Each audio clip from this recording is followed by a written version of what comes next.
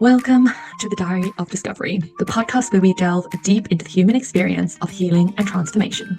I'm your host, Jacky and each week we will sit down with inspiring individuals who have embarked on their own personal journeys of healing and self-discovery. From overcoming trauma to navigating life's challenges, our guests share their raw and honest stories, offering insights, wisdom, and hope to all who tune in. So grab your favorite cup of tea, find a cozy spot, and join us as we uncover the power of resilience, courage, and the pursuit of authenticity. This is the Diary of Discovery. Welcome back to the podcast, Kerstin. It is so incredible to have you as a guest today. Please, will you take a moment to just introduce yourself? Who are you? Where are you in the world? Yes, hi there. My name is Kerstin, and I live in Scotland, and it's beautiful and sunny today, so it's really, really nice. Yes, and I run like a tourist guide business, so I'm out in Scotland all the time, so it's really, really lovely. Oh, amazing. I love Scotland. When I came up to visit, I was absolutely blown away. I was actually thinking about moving to Scotland before me and my husband decided to move back to South Africa. As you know, Kirsten, we had a chat, didn't we? But we're not here to talk about Scotland as much as we would both love to. We are here to talk about your healing journey. So, my first question is always the best place to start at the beginning. What was the moment that you realized you needed to go on a healing journey? What was the start for you? Well, the start for me was actually that I realized something wasn't right. Like I didn't feel right. I was irritated. There was different things happening, and I felt deep down there was like a problem that I had to address, even though I didn't realize that there was a need for it at the start. So it just came gradually, in a sense, yeah. Mm. So How it's. long, Mhm. how long do you think it took for you to sort of consciously realize that something needed to change versus how long it was kind of building in the background? Oh, it's actually it built in the background much longer there until I actually realized something needed to change. And it actually goes as far back as me being in school and like having only in recent years when I started the healing journey and the process and really looking into it, I realized that the problem in inverted commas that I had was a built up over the years was things happening to me, and it went right back to my school times. And yeah, and even at this time in school we did not have like the word, for example, today you hear about people getting bullied or mobbed or something like that. That back in the late 70s, that's how far I had to go back for school, is actually, that wasn't a word. And so you didn't know that was happening to you. But everything, the effects of that were still very real. And it was internally, like I took it in, but didn't realize that was going on. So, and that was the first, I think, that I needed to address that this healing process would go far back. And that was a Mm. shock, actually, to Oh, I'm realize that. sure. Hmm. Yeah, I'm sure. And I think it is that kind of unfolding as you start to go on the healing journey, you realize more and more that you can kind of unpack and you can kind of deal with as far back as your childhood. Like it's quite normal for that to happen. And as you were going through this kind of process, one of the questions I always like to ask is around like, what did you have to embrace within yourself? Like, I call it the darkness, but it doesn't have to necessarily be something bad. But like, what did you have to embrace in yourself to start going on this journey? To embrace, well, that's something is that is the fear because and to having to admit that there's something that needs healing, that needs attention. And I don't want to say like there is something wrong with me, because it wasn't. It was just something that didn't sit right. And it was almost like a survival instinct deep inside, that you thought, okay, that's it now. This cannot be it, just so like, and then you start questioning, um, like asking people for help, but also you're starting to open up for the possibility to receive the help, which often at that point, especially with thinking back on my life journey so far, I was always like, oh no, I can do this, I can do this, and I would not take the outside help, and was scared to ask. And I think this is one big thing, to allow yourself to be vulnerable and open up to outside help. Yeah. Mm. Yeah, absolutely. I hear that often, and I can really kind of resonate with that as well in my own journey, in thinking you can do it all yourself, and then realizing that it's actually okay to be held by other people. It's okay to get that help as you go through the process. So definitely. So how long do you think you've been actively doing the kind of healing journey now? Really, the healing journey, it's about, I would say, about 5, 6 years now, really day-to-day healing, whereas I have realized that this healing journey is not something that you start and you finish, it's ongoing, because life goes on.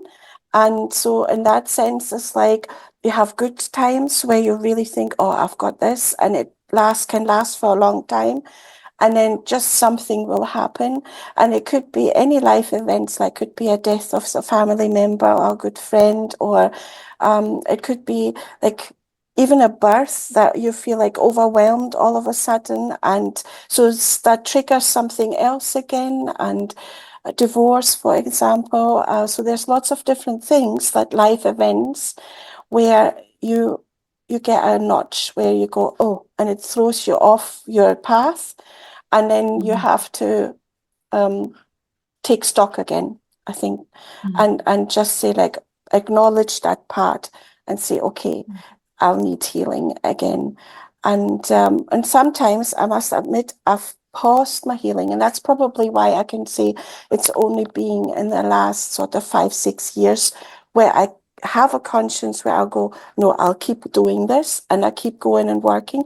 And it's taking, like we said earlier, it's like taking a layer off, and the Mhm. layers are um, revealing something new. And then don't be afraid. I think this is what I've learned over the years, not to be afraid of what the reveal is. Like, look at Mhm. it, analyze it a little bit, and then deal with it. I think this is, and it works for me this way. Yeah. Mm. Oh, absolutely. That's beautiful. So, in the last 5, 6 years that you've kind of been actively going on this journey, have there been moments where you kind of wanted to throw the towel in, or you thought you wouldn't actually survive what you were trying to heal through, you wouldn't make it? Um, there is maybe not as such that it was really drastically that I said, okay, that's it, and I felt like really down. Not, but it was something where you got frustrated. Like you would be going, like learning, like meeting a coach or going through a program, and taking that help, but then hitting a block, and it's like you couldn't get through that block for whatever you tried. And there were certain moments like that where you just couldn't get through it. And I think that is more the frustration and the disappointment, and then again in yourself, that like, oh, I'm not good enough, I can't cope, I cannot get through this healing process.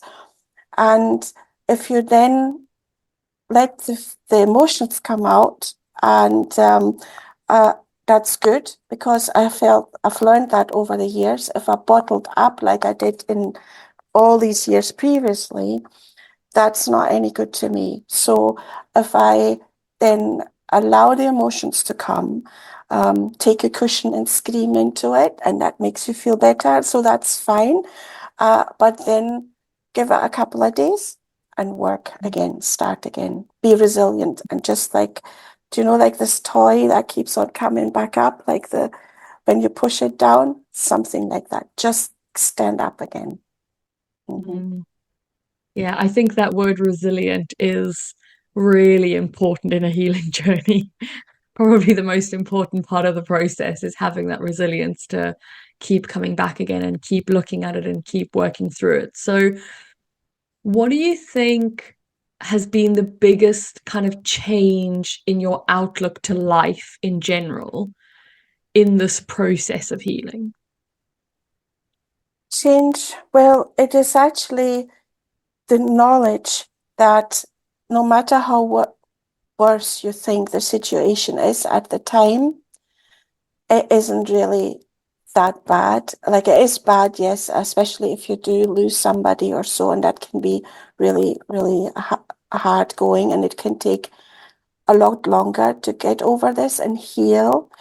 And you always hear this saying like time heals. Yes, it does heal, but in a sense, it's like it never heals the loss that you feel, but it's actually helping you to cope much better with it and with the everyday life.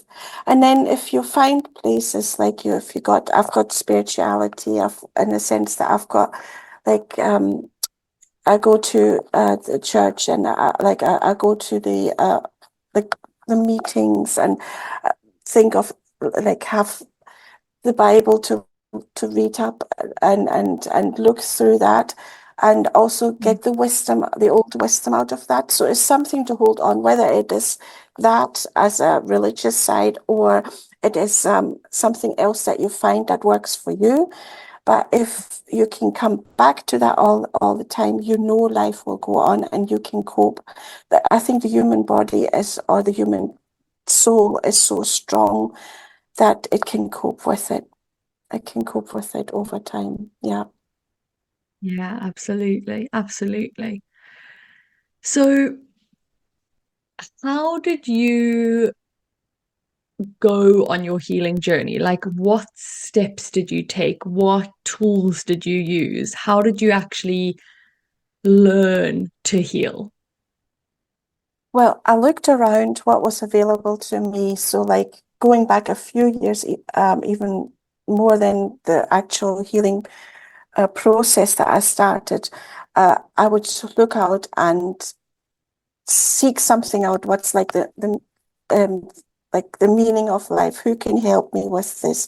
Like I looked into Buddhism, I looked into like various other different faith directions. I even went to I learned how to read auras. I did Reiki. I did a master in Karuna Reiki and all these things. So like to have like a life energy, like a um something that is I can't see, but I know it's there and that can help me with it. So I looked out and tried various different avenues to see what fits right for me. And then eventually going back like the 5, 6 years is that really then to say, okay, I'll look into like people who are like wanting to have the same kind of goal to heal. So then find a group of people where I found a space that is safe enough to exchange your thoughts, because even though once you start on your healing process there and you still stay on your own with that, it is hard to move forward and to progress. And for me, it helped me to be in a group setting, a safe environment, to have somebody who was a guide or a coach to get us through there, to actually ask some questions that were uncomfortable in a sense, and that you go, oh, I don't really want to talk about this, or I don't really want to think about this. But then it was said, and hearing the encouragement from other people that they are actually opening up gave me the sort of the bravery to open up. And once it was done, it was so much easier. And you could learn from each other and you could progress faster. And you had this feeling of like yeah, this is good. I've shed that away now. I don't need that anymore. It doesn't work for me. Move on. And this is the thing. That's why I'm saying it's an ongoing process. It never really Mm. stops. Once you know how to do this for yourself, and everybody's probably different, but how to do this for yourself that works for you, you're on a roll. You just keep on going and you look after yourself in that way. Yeah. That's incredible. Yeah, I think having a community is so wonderful in this process. And earlier on, you said that your healing's become like a day-to-day habit now. Yeah. And what does that actually look like? Like, what do you actually do regularly as a healing process? Right. Regularly now, I'll look after myself, and which I didn't do before. It would always be like I was very reactive, and I would take things on, and sometimes it would, like many years back, it was just the normal, the way people would do things or treat me, and then how I would cope with life. And that was what was had to change. So now on a daily basis, I just make sure I'll be fine. I have something in the day that I love doing, I like doing, and I just if I don't like anything that I don't want anything to do, I voice it now, and I also say, okay, not today, we'll do it another time or whatever it is. So it's really like on a daily basis, just make myself priority, and then the family. I've got my son, so he's also really important to me. So is my husband, but I've learned in this healing process that I have to put myself first in order to function for the others to function as well. And that's what I'm doing on a daily basis. Yeah. That's incredible. And I mean, we've known each other for a number of years now, and Hmm. the shift in you as a human has been incredible in this process of you going through this healing. So it's so incredible to see that that just you look after yourself so well now, and you have your boundaries, and it's such a testament to the work that you do to actually say that, this is what's possible for people if they're willing to do the work and go through the harder times. But actually, in the long run, it does get easier to do as a sort of second nature, and it becomes more habitual, which is part of the process of healing, I think. So, what would your advice be if somebody sat down with you and said they've just realized that they need to start healing and they've got no idea how to start and they don't know what to do or where to turn? What would your advice be to somebody? Oh, I would actually say that they should just take each day as it comes and take a step at the time. So I would also say that they are asking for advice is already a major step forward, and so that they they have made the they addressed it, and they actually came out and asked for help. So that is really, really good. And then to find someone to talk to, someone who, uh, whether it be like a professional or it would be just a very good friend, is just to start off with, and plug away at it, and don't get discouraged if things don't go the way they think. The time will take it, like the process will take its own time, and it takes as long as it takes, really. And then, so they also should be open, like I said earlier, open to learn, not to be afraid, treat the fear as your friend rather than your enemy in a sense, because it kind of talks to you for a reason. So that's like something that you don't realize just now is bothering you, and it hasn't really come up yet, but the fear is kind of talking to you.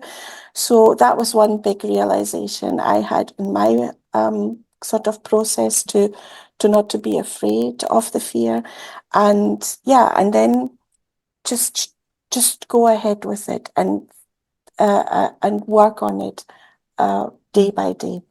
That's Mm, what I would say to them. Don't give up. It's already a fantastic um, position they're in now that they have realized they want to change something. mm, Yeah. absolutely. And I definitely think if people are at this point listening to this podcast, they've realized that there's something that they need to shift. Mhm. And I completely agree with you. Like, just stay in it, like, lean into the discomfort, because I think that that's a massive part of healing. And it definitely does get easier the longer that you do it. I think it becomes so much easier every time you go through the cycle and you find something new to heal, because we know it's a continuous journey. And like, on that point, what is your next focus of healing? Like, what is the next thing that you want to be working on and developing and getting better at? The next thing is just really that, first of all, I want to just continue what I am doing at the moment. Also, sometimes still have little kind of niggles or doubts when something doesn't go, because, to be honest, it's not now all of a sudden that I've figured out something for myself and it works endlessly. There will be other days where it doesn't work. And then knowing now that I can, even if I fall off the wagon, I can jump back on and I can carry on. And I'm carrying on where I left off. It's not that everything that I've done in the past is for nothing, because that was one of the things that I had to overcome as well, to think like I would fail and I go, oh, what's the point? And then you wouldn't do it. And then you lose a lot of time if you keep in this mindset. And like talking with you over previous years and different things, that the discussions we had, these were things that was again scraped away at and worked away at. And this is what I want to do, continue on this journey. It's not that I have anything specific I want to tackle at the moment. It's not that. So I'm actually in a good enough space. It's just that tackling every day as it comes with its ups and downs and not blaming myself for it. I think this is one of the things, if things don't go right. So this is one of the things that it's a daily challenge to work on and as part of the healing process. Yeah.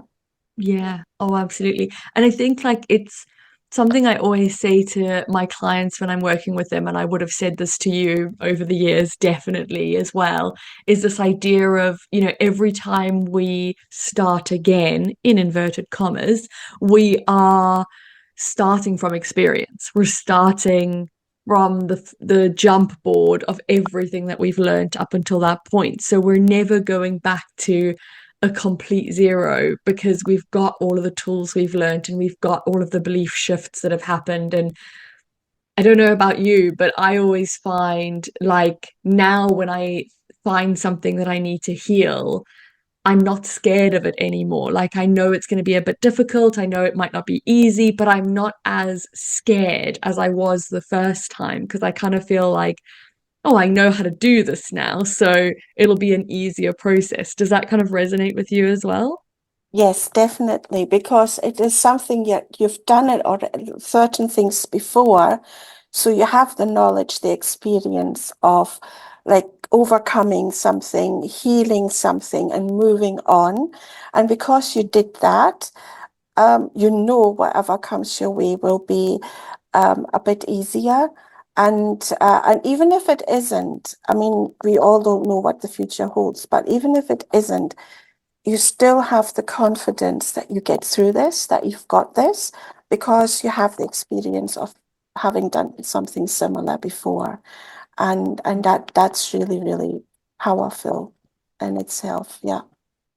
Mm, absolutely. Okay, so we're gonna be wrapping up. Is there any final thoughts that you want to leave the listeners with about their healing journeys?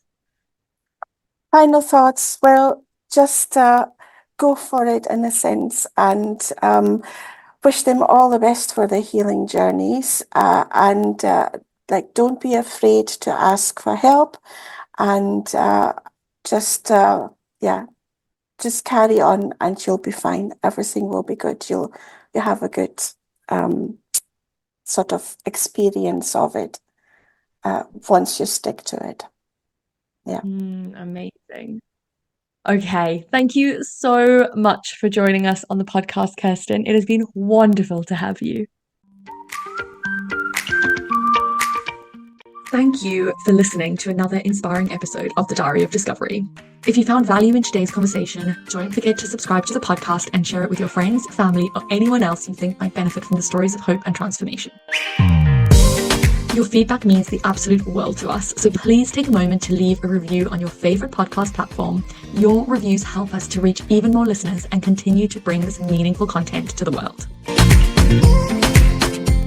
Until next time, remember, your healing journey is valid. You are never alone, and you have the strength to get through this. Keep shining bright, and we'll see you in the next episode of the Diary of Discovery.